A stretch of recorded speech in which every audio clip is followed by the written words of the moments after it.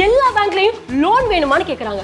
ஆனா அப்ளை பண்ணா லோனே கிடைக்க மாட்டேங்குது. பர்சனல் லோனுக்கு எப்படி அப்ளை பண்ணணும்னு தெரிஞ்சுக்கணும்னா ஃப்ரீடம் ஆப்பை இப்பவே டவுன்லோட் பண்ணுங்க.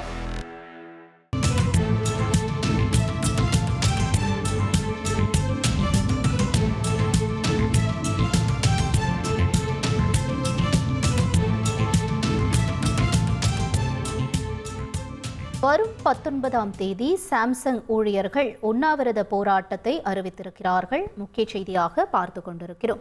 கூடுதல் விவரங்களை செய்தியாளர் பத்மநாபன் வழங்க கேட்கலாம்.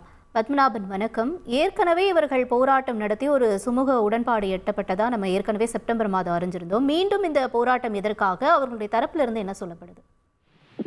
காஞ்சிபுரம் மாவட்டம் சுங்காசத்தில் உள்ள சாம்சங் தொழிலாளர்கள் 1000க்கும் மேற்பட்டோர் கடந்த செப்டம்பர் மாதம் 30 நாட்களுக்கு மேலாக ஊதிய உயர்வு, தொழிற்சங்க அங்கீகாரம் உள்ளிட்ட கோரிக்கைகளை வலியுறுத்தி பணி புறக்கணிப்பு போராட்டம் நடத்தினர்.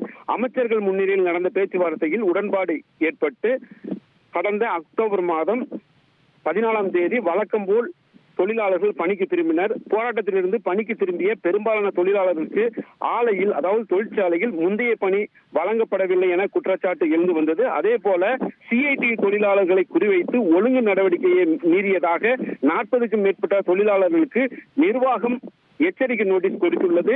அதே போல நிர்வாகம் உருவாக்கியுள்ள யூனியன்களில் தொழிலாளர்களை இணைய வற்புறுத்தி வருகின்றனர் என தொடர்ந்து குற்றச்சாட்டு எழுந்து வந்த நிலையில் நேற்று ஒருவர் இரவு தற்கொலைக்கு முயன்று தனியார் மருத்துவமனையில் அனுமதிக்கப்பட்டுள்ளார். இந்த நிலையில் சாம்சங் நிர்வாகத்தின் இந்த நடவடிக்கைகளை கண்டித்து வரும் 19ஆம் தேதி சாம்சங் தொழிற்சாலைகளுக்குள்ளேயே ஒருநாள் அடையாள உண்ணாவிரத போராட்டம் நடைபெறும் என சிஐடியு மாநில செயலாளர் முத்துக்குமார் அறிவித்துள்ளார். விவரங்களுக்கு நன்றி பத்மநாபன்.